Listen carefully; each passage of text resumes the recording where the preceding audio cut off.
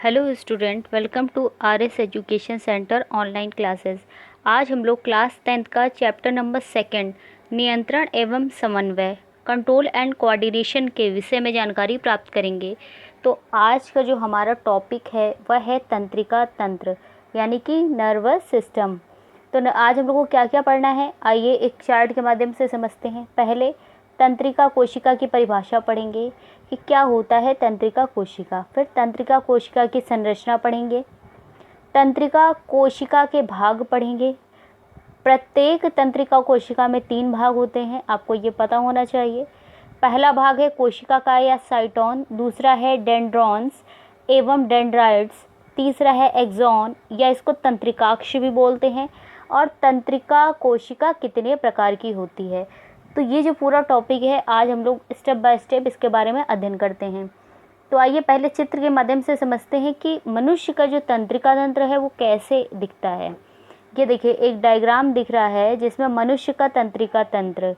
तो जो मनुष्य का जो तंत्रिका तंत्र है, ये शब्द आया ना तंत्रिका तंत्र, तो तंत्रिका जो तंत्र है वो तंत्रिका कोशिकाओं से मिलकर के बना होता है। तंत्रिका कोशिका या उसको न्यूरॉन्स भी बोलते हैं। अभी उसका संरचनात्मक वर्णन करेंगे। पहले आप ये देख लीजिए मनुष्य का तंत्रिका तंत्र कैसे होता है। ये जो है ये तंत्रिकाएं हैं जो पतली पतली आपको ये दिख रही हैं, मनुष्य के शरीर में फैली होती हैं। इसके बाद ये है मेरुरज्जु, स्पाइनल कॉर्ड, ये है मस्तिष्क।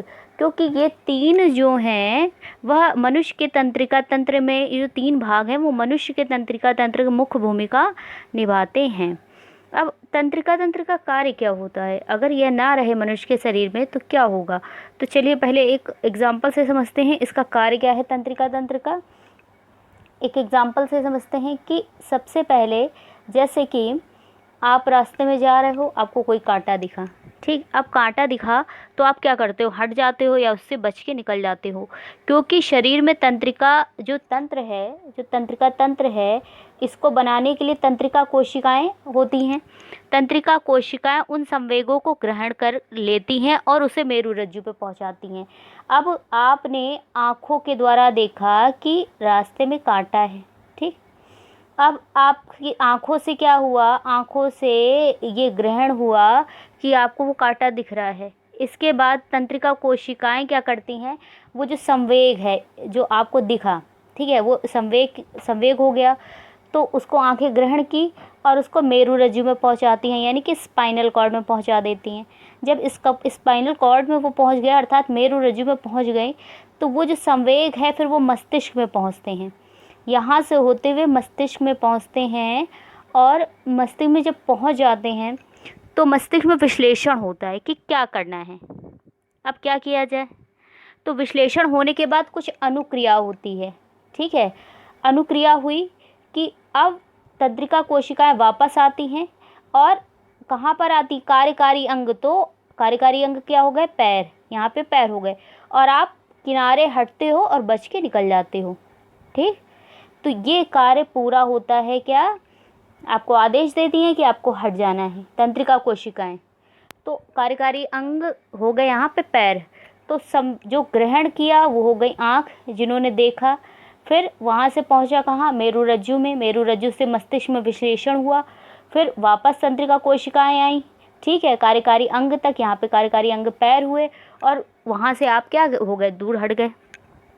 ये पूरा कार्य, ये पूरा नियंत्रण और कोऑर्डिनेशन कौन करता है, तंत्रिका तंत्र के माध्यम से होता है। चलिए आइए समझते हैं होता क्या है तंत्रिका तंत्र। देखिए तंत्रिका तंत्र की अगर आप डेफिनेशन की बात करें तो प्राणियों में सोचने, समझने और किसी भी चीज़ को याद रखने के साथ साथ शरीर के विभिन्न अंगों के कार्यों में समन्वय यानी कि कोऑर्डिनेशन करता है और संतुलन यानी कि बैलेंस स्थापित करता है, कंट्रोल बनाए रखता है। यह सब कार्य होता है तंत्रिका तंत्र का। चलिए नेक्स्ट हम चलते हैं। ये तो हो गई तंत्रिका तंत्र की परिभाषा। अब तंत्रिका तंत्र किससे बना होता है। देखिए तंत्रिका तंत्र जो है वो तंत्रिका कोशिकाओं से बना होता है, मैंने अभी बता दिया था आपको। तंत्रिका कोशिका बोलो या न्यूरॉन बोलो, तंत्रिका कोशिका बोल सकते हैं आप या न्यूरॉन बोल सकते हैं, ठीक। इसे तंत्रिका तंत्र की संरचनात्मक और क्रियात्मक इकाई कहते हैं। इसी के द्वारा सारी क्रियाएं क्या होती, न्यूरॉन के द्वारा ही सारी क्रियाएं जो हैं वो संपन्न होती हैं। चलिए, अब हमें ये भी पता चल गया है कि हाँ, और देखने में जो चित्र है मैं आपको दिखा देती हूँ कि ये एक न्यूरॉन की संरचना का चित्र है। ये देखते हैं, आइए विस्तार पूर्वक वर्णन करते हैं कि कैसे होती है। अब पहले बात करते हैं, मानव के जो तंत्रिका तंत्र है वह 3 प्रकार का होता है, या 3 भागों में उसको बांटा जा सकता है। पहला है केंद्रीय तंत्रिका तंत्र, दूसरा है परिधि तंत्रिका तंत्र, तीसरा है स्वायत्त तंत्रिका तंत्र। तो आज हम लोग जो टॉपिक कंप्लीट कर रहे हैं वो केंद्रीय तंत्रिका तंत्र में करेंगे। केंद्रीय तंत्रिका तंत्र में आते हैं आपके मस्तिष्क और मेरुरज्जु, यानी कि ब्रेन और स्पाइनल कॉर्ड। ठीक, तो चलिए आइए बात करते हैं। नेक्स्ट, केंद्रीय तंत्रिका तंत्र होता क्या है, पहले ये समझना पड़ेगा। केंद्रीय तंत्रिका तंत्र वह भाग है जो संपूर्ण शरीर और स्वयं तंत्रिका तंत्र पर क्या करता है, नियंत्रण करता है, कंट्रोल करता है, केंद्रीय तंत्रिका तंत्र कहलाता है। चलिए, अब केंद्रीय तंत्रिका तंत्र के मैंने बता ही दिया था कि 2 भागों से मिलकर बना होता है। एक पहला है मस्तिष्क, दूसरा है मेरुरज्जु। तो आज हम लोग का जो मुख्य जो टॉपिक हम लोग को कंप्लीट करना है, और ये बोर्ड परीक्षा में पूछा भी जाता है कि तंत्रिका कोशिका या नर्वस सिस्टम का सचित्र वर्णन कीजिए। चित्र सहित वर्णन पूछा जाता है अधिकतर। तो हम लोग को तंत्रिका चलिए आइए पढ़ते हैं, तंत्रिका कोशिकाएं होती क्या हैं। पहले एक बात समझनी पड़ेगी आपको कि जब हम किसी चीज़ को छूते हैं या ध्वनि, प्रकाश आदि के होने पर यह तंत्रिका कोशिकाएं प्रतिक्रिया करती हैं। ठीक, और फिर संकेत को मेरुरज्जु में पहुंचाती हैं। फिर मेरुरज्जु से किसको भेजती है, मस्तिष्क को। मस्तिष्क पे क्या होता है, संकेत ग्रहण कर लेता है और उस पर विश्लेषण करता है और फिर अनुक्रिया करता है। अनुक्रिया मतलब रिस्पॉन्स करता है कि अब क्या करना है। सबसे पहले तो जो भी आपने संवेदनाएं ग्रहण की हैं वह पहले मेरुरज्जु में पहुंचा, मेरुरज्जु से ब्रेन में गया, ब्रेन में विश्लेषण होता है, विश्लेषण के बाद अनुक्रिया होता है। अनुक्रिया यानी कि क्या बताया मैंने, रिस्पॉन्स होता है कि अब क्या करना है, आपको हटना है, आपको क्या काम करना है। आप जैसे किसी गर्म भगोने पे हाथ रखते हैं, ठीक है, गर्म कोई भगोना है, आपने छू लिया उसको, ठीक है, अब वहाँ पे छू लिया तो क्या करते हैं, अपने हाथ रखा और तुरंत क्या करते हैं, हटा लेते हैं। तो ये सब किसके कारण होता है, ये तंत्रिका कोशिकाएं जो होती हैं उन्हीं के कारण होता है कि अब तंत्रिका कोशिकाएं आपसे हैंड से, जो आपके कार्यकारी अंग क्या हो गए, हाथ हो गए, ठीक, वहाँ से संवेदनाएं ग्रहण की कि आपका गर्म लग रहा है और उसको मेरुरज्जु में पहुँचाए, मेरुरज्जु से मस्तिष्क में गया, फिर मस्तिष्क ने विश्लेषण किया, फिर वहाँ आपका हाथ क्या हुआ, हट गया। तो ये सारी जो हैं कंट्रोल एंड कोऑर्डिनेशन किसके द्वारा हुआ, ये हुआ तंत्रिका कोशिका के द्वारा। अब हम लोग को पढ़ना है तंत्रिका कोशिका की संरचना कैसी होती है, देखने में ये कैसे होते हैं। तो चलिए आइए देखते हैं और एक एक करके इसके बारे में विस्तार पूर्वक पढ़ते हैं। ये है आपके एक न्यूरॉन की संरचना, एक तंत्रिका कोशिका या न्यूरॉन की संरचना। ठीक, यहाँ पे या लगा लीजिएगा, न्यूरॉन की संरचना पढ़नी है आपको। अब ये देखिए, एक न्यूरॉन ऐसा दिखता है, कुछ लगता है कि जो शाखाएं हैं वो फैली हुई हैं। तो एक एक करके इसका विस्तार पूर्वक वर्णन करते हैं। मनुष्य का तंत्रिका तंत्र तंत्रिका कोशिकाओं से बना होता है, ये आपको अच्छे से याद रखना है। ये जो पूरा है, ये पूरा सिस्टम ये तंत्रिका कोशिकाओं से मिलके बना होता है, ये ठीक है। और तंत्रिका कोशिका यही पूरा न्यूरॉन्स, ये बात करें न्यूरॉन्स की, ठीक, यह संरचनात्मक इकाई है, कार्यात्मक इकाई है। और ये पता होना चाहिए कि जो तंत्रिका तंत्र है वो मनुष्य में सबसे लंबी क्या होती हैं, कोशिकाएं होती हैं और विभाजित नहीं होती।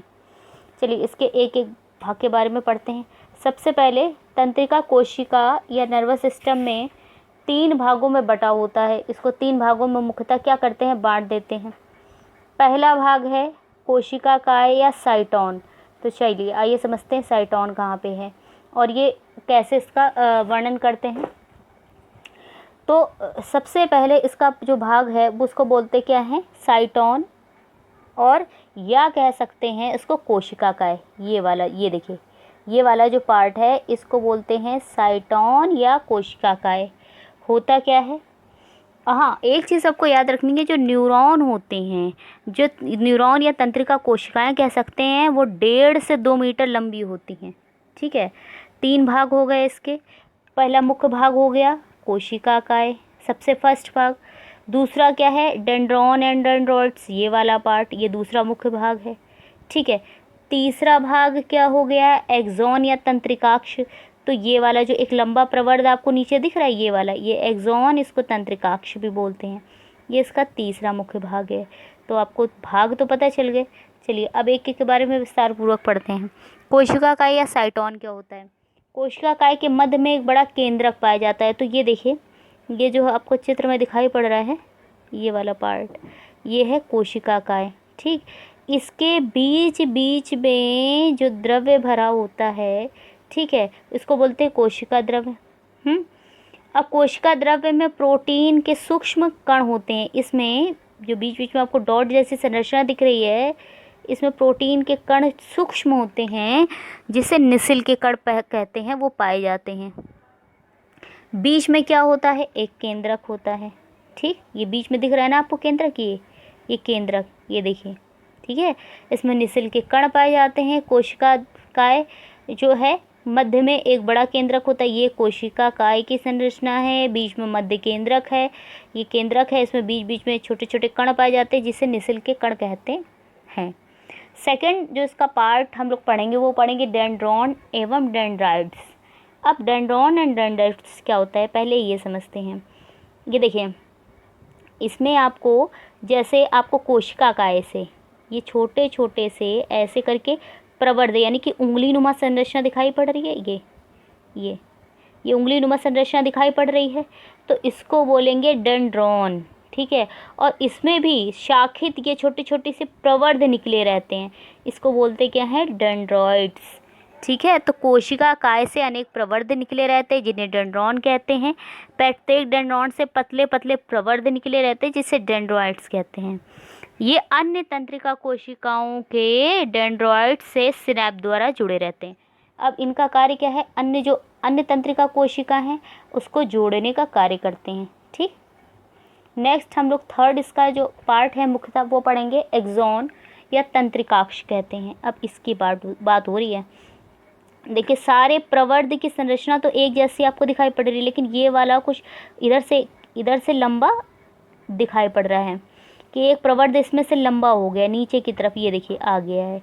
इसको बोलेंगे एक्सॉन या तंत्रिकाक्ष। साइटोन से कोशिका काय से निकले अनेक प्रवर्धों में एक प्रवर्ध क्या हो जाता है? लंबा हो जाता है, मोटा हो जाता है, जिसे क्या कहते हैं? एक्सॉन कहते हैं। ठीक है, अब एक्सॉन के किनारे किनारे, एक्सॉन के चारों न्यूरेलेमा नामक झिल्ली होती है। न्यूरेलेमा तथा एक्सॉन के बीच में वसा का जो बना एक लेयर पाई जाती है, जिसे माइलिन शीट कहते हैं। आइए बात करते हैं, ये माइलिन शीट क्या है। देखिए, ये तो हो गया कि आपका एक्सॉन हो गया, आपने देख लिया एक लंबा प्रवर्ध है। फिर ये किनारे किनारे पर ये माइलिन शीट, ठीक है, ये माइलिन शीट हो गई। फिर आप देख रहे हैं चित्र में कि ये थोड़ी थोड़ी दूर पर टूटा हुआ सा दिखाई पड़ रहा है। ये आपको दिख रहा है कि जैसे ये टूटा है, ये टूटा है, बीच में ऐसा लग रहा है कि आपको वो टूटा है। इसको बोलते क्या है? रैनवियर का नोड को बोलते हैं। ठीक है, अब एक्सॉन का जो अंतिम सिरा होता है नीचे वाला, उसको बोलते हैं एक्सॉन का अंतिम सिरा। नीचे वाला सिरा वो ये एक्सॉन का पहला सिरा, और ये एक्सॉन यहाँ पे ख़त्म हो जाता है, यहाँ पर बोलते हैं एक्सॉन का अंतिम सिरा। और एक्सॉन के अंतिम सिरे पर घुंडी जैसी संरचनाएं आपको दिख रही हैं, ये, जिसे सिनैप्टिक घुंडियाँ कहते हैं। क्या बोलते हैं? सिनैप्टिक घुंडियाँ। ये देख लीजिए आप, सिनैप्टिक घुंडियाँ बोलते हैं। ठीक है, सिनैप्टिक घुंडियाँ, ये घुंडियाँ दूसरी तंत्रिका कोशिका के डेंड्रॉन के साथ संबंध स्थापित करके सिनैप बनाती हैं। ठीक है, ये आपका मुख्य हो गया। तो आपके जो पार्ट हो गए इसके मुख्य 3, वो आपको याद रखने हैं। ठीक है, पहला है कोशिका काय, दूसरा क्या है? डेंड्रॉन एंड डेंड्रॉइड्स, और तीसरा है आपका एक्सॉन या तंत्रिकाक्ष। ये देखिए, चित्र में भी मैंने बता दिया है। ठीक है, ये दूसरा वृक्षिकाएं डेंड्रॉन एंड डेंड्रॉइड्स, और तीसरा है तंत्रिकाक्ष या एक्सॉन। ठीक है, अब तंत्रिका कोशिका के प्रकार कितने होते हैं? देखिए, प्रवर्धों की संख्या के आधार पर देखिए, ये एक ध्रुवी भी होते हैं, 2 ध्रुवी और बहुध्रुवी भी हो सकते हैं तंत्रिका कोशिकाएं। ठीक है, अब हम ये बात करेंगे, हमने चित्र देख लिया, समझ लिया, और इसके आकार समझ लिए। अब ये समझना है कि कैसे तंत्रिका कोशिका में आवेग का संचरण होता है। पहले आपको ये पता होना चाहिए कि जो आवेग का संचरण है वह एक दिशीय होता है। ठीक है, एक दिशीय होता है। कैसे, आइए समझते हैं। किसी भी तंत्रिका कोशिका में तंत्रिका आवेग का संचरण केवल एक दिशीय होता है। आप देख रहे हैं ये यहाँ पर कई न्यूरॉन्स की संरचना, मैंने कई न्यूरॉन्स की संरचना को बनाया है। तो आपने देखा कि इसकी दिशा एक ही दिशा में संचरण होता है, यानी कि ये डेंड्रॉन है। ठीक है, डेंड्रॉन और डेंड्रॉइड से क्या होती है, सूचनाएं पहुंचती हैं कहाँ पे, कोशिकाकाय में, कोशिकाकाय से एक्सॉन में, एक्सॉन से एक्सॉन के अंतिम सिरे में, फिर बीच में एक सिनैप होती हैं, फिर इसके बाद फिर डेंड्रॉन से जुड़ी होती हैं।